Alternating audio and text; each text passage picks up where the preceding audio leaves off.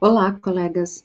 Dando continuidade a esse tópico do seminário 5 de Jacques Lacan, As Formações do Inconsciente, que se trata da metáfora paterna, e essa metáfora paterna, ou seja, esse corte dessa figura-função que instaura a falta e o desejo, eu lembro de um poema do Fernando Pessoa,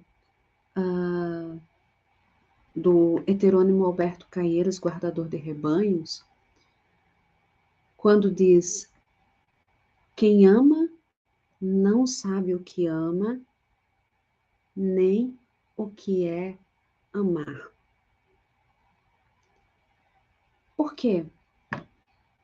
Porque se nós estamos aí num campo do significante, de um significante primordial perdido, mas que busca substitutos através desse processo de metaforização, nós estamos num campo de um saber não saber, um saber não sabido, um desejo nomeado, mas uma nomeação que nunca é completa, nunca é completude, mas é sempre busca de completude.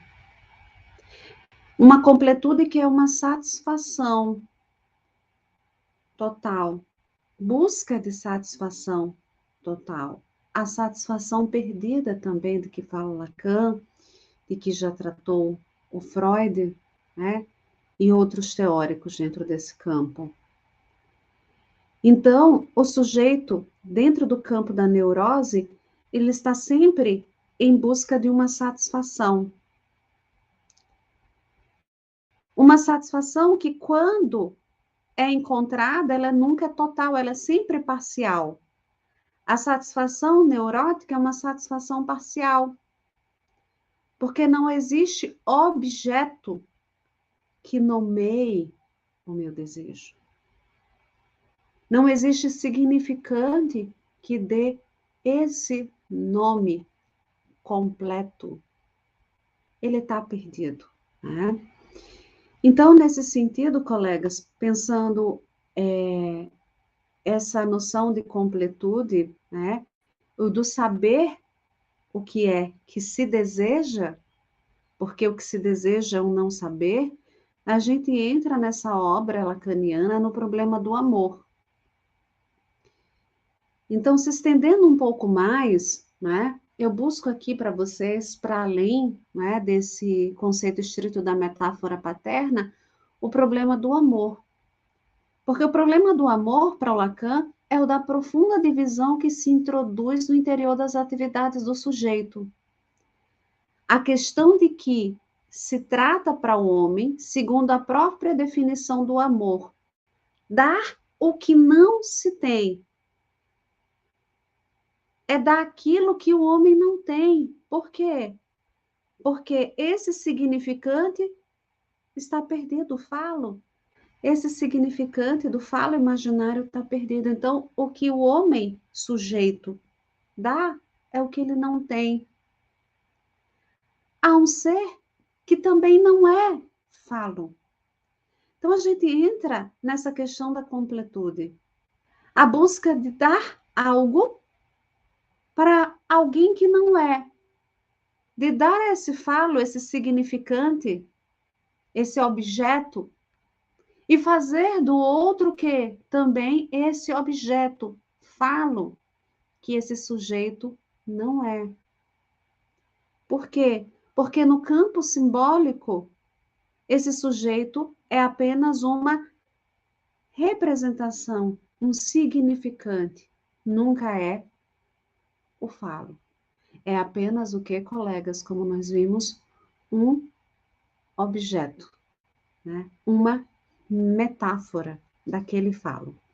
Então, aqui a gente entra no problema do amor que o Lacan trazer e que penso que elucida muito o que é essa questão metafórica paterna. Porque instaurando a divisão, instaura uma divisão no eu. Instaurando a barra, instaura uma divisão nesse eu. E surge o quê?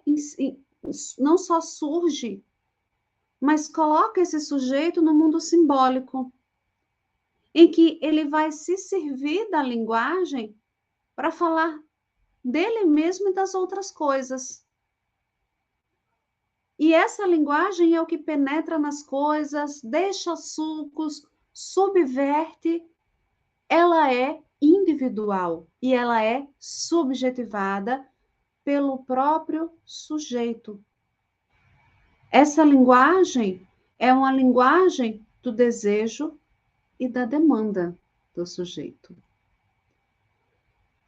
O sujeito, colegas, ele é alienado pela linguagem, porque ele é assujeitado pela linguagem, sujeito cujos pensamentos são formados pela fala do outro.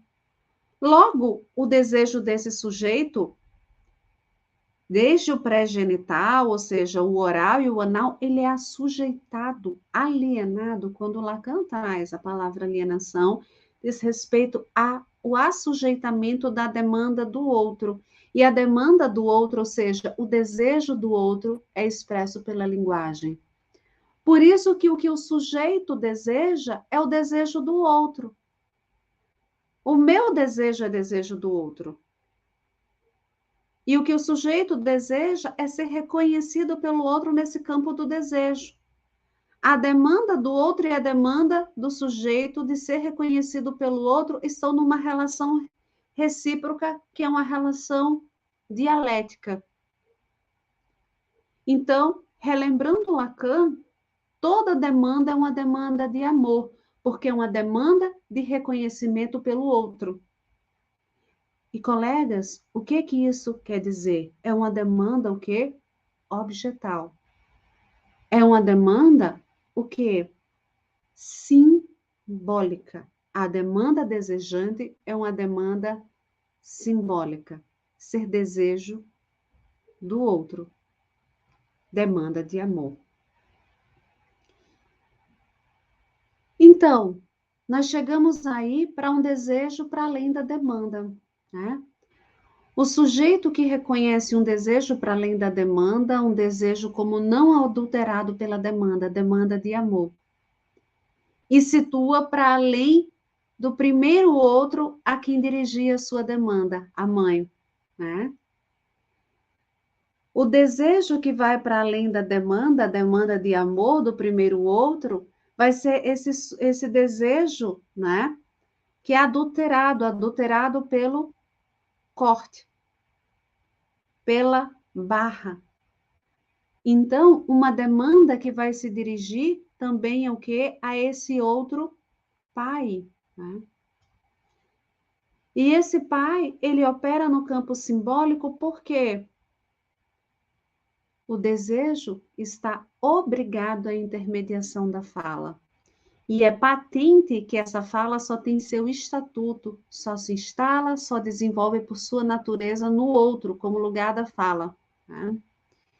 Colegas, quando a gente adentra, né, essa dimensão simbólica do falo no campo do desejo, é quando se direciona o olhar para o outro, dele ter ou não ter falo, dele ser ou não ser falo, dele poder ocupar essa posição, o quê? Significante, que é do objeto de desejo. Um objeto que busca o quê? Substituir o falo imaginário. Então, a relação do desejo com o significante, colegas, passa o quê? Que esse desejo humano, ele é subvertido pela linguagem. Ele é subvertido pelo significante. A alienação do desejo, o desejo, ele é assujeitado pela linguagem, cujos significantes buscam dar nome, mas lembrando que nunca será aquele nome perdido. E que a fantasia inconsciente é dominada sempre pelas condições do significante. E aqui, nesse campo do significante, nós estamos dentro do campo da metáfora paterna.